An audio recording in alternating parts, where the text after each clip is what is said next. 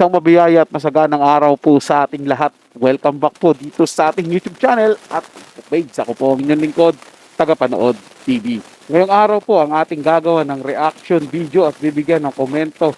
Reaction ay ang balitang buong detalye sa nangyari sa segment ng therapy kay Bossing Vic Soto at sa contestant nito. Pero bago po tayo magpatuloy, nais ko lang po kayong imbitahan, lalong-lalo na po sa mga bagong napadaan lang dito sa ating channel.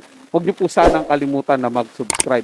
Hit nyo na rin po notification bell para lagi po kayong updated sa mga bago pang video na ating ilalabas.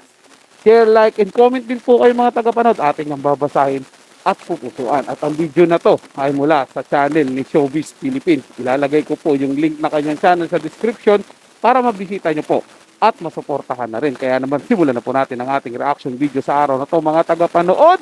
Let's do this! Buong detalye sa kaguluhan sa Therapy Itbulaga dahil sa contestant na kinumpronta ni Vic Soto. Agaw atensyon kamakailan ang naging kaganapan sa segment ng Itbulaga na Therapy. Sa naturang segment na umere nitong August 7, ay mainit na pinag-usapan ng mga netizens ang nakakabiglang ginawa ng contestant na si Angelito Calida. Sa kalagitnaan kasi ng paglalaro nito ay bigla na lamang nag-iba ang galaw nito. Sa naturang laro kasi na therapy, kailangang hulaan lamang ng player ang susunod na card. Kung higher o lower ba ang guest card nito kaysa sa naunang card. Tutok nga ang mga dabber cards sa telebisyon maging sa online. Sa X-video na ibinahagi ng netizen na nag-viral, ibinahagi niya ang naging kaganapan sa segment ng therapy dahil maging ito ay ikinagulat ang eksenang ginawa ng naturang player na si Angelito. Sa ibinahaging clip nito, makikitang maging ang mga dabber cards audience ay nanghula din sa posibleng card na lalabas. Kasunod naman nito ay ang masyadong paggalaw na ng player na si Angelito.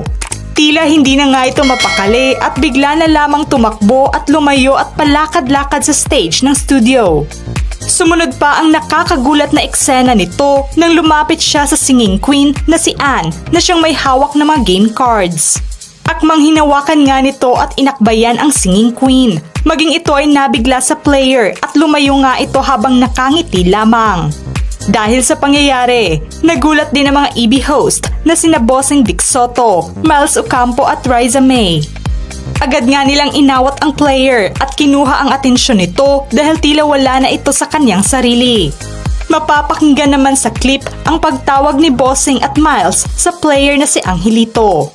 Brad, ang pagtawag ni Bossing. Dito lang tayo kuya, ang kalmadong pagtawag naman ni Miles sa player. Tila hindi nga ito mapakali sa kanyang sarili, kaya ninais ni Bossing na kumalma umano ito habang inaalalayan ng floor director pabalik sa kinatatayuan nito. Naguluhan nga ang karamihan sa nangyari, kaya naman agad na binigyang linaw ng player na si Angelito ang tunay na nangyari sa kanya nang maglaro ito. Sa kanyang Facebook post, aniya, "Sorry sa nangyari, na high blood ako at masyado kabado." Pag-amin niya na dahil lamang sa sobrang kaba niya ay tumaas ang kanyang blood pressure sanhi ng pagkawala nito sa kanyang sarili. Dumagdag pa umano na babad ito sa aircon at hindi nga nito alam ang gagawin na nagresulta na tila wala ito sa kanyang sarili. Bumuhos naman ang komento ng mga netizens sa mismong post nito. Anila, "Okay lang yun kuya, sana okay ka na. Mabuti at hindi naging malala at maayos ka. Delikado talaga ang high blood." So yun po pala yung buong pangyayari mga tagapanood. Akala ko naman po nagkagulo talaga. Medyo nakakatakot po talaga yung pag may high blood ka kasi pag tumaas yung dugo mo nakakaapekto talaga yan sa utak, sa pag-iisip, yung pagbilis ng tibok ng puso mo at marami pa pong ibang komplikasyon mga tagapanood. Kaya dapat ingat-ingat po. Baka na sobra po siya sa excitement. Kaya sobrang tumibok yung puso niya at tumaas yung dugo niya. Siyempre, therapy yan, wala kang puhunan. Magkakapera ka, di ba? Kung natuluyan din siya doon, yung pera niya, ipapanlibing niya lang. Dapat pagka sumasali po sa mga anumang pa-contest at alam pong may problema tayo sa kalusugan, dapat sinasabi natin yan sa mismong pamunuan para kahit papaano may alalay. Sa bagay po, meron naman mga medical staff na nakaabang dyan sa Itbulaga at hindi naman po nila pababayaan yung mga contestant nila. So, alam na po yan ng mga nasa Itbulaga kasi matagal na po nilang ginagawa yan. So yun pala mga tagapanood, no, kung gusto nyo po mapanood yung full video nito, nasa description naman po yung link ng channel ni Showbiz Philippines. Panoorin nyo po ng buo doon kasi dito po sa akin, medyo pinutol ko po dahil nagbigay lang po ako ng reaction, diba, sa video pinanood natin. So yun lang po muna mga tagapanood, na may nagustuhan nyo po yung ating talakayan sa araw na to. At kung kayo bago lang po na napadaan dito sa ating channel, huwag nyo po sanang kalimutan na mag-subscribe. Hit ko na rin po notification bell para lagi po kayong updated sa mga bago pang video na ating ilalabas. Share, like, and comment din po kayo mga tagapanood, ating yung babasahin at pupusuan. So hanggang sa muli po, ito yung Tagapanood TV. Komento at opinion lamang, wala pong personalan. Paalam po at mabuhay po kayong lahat.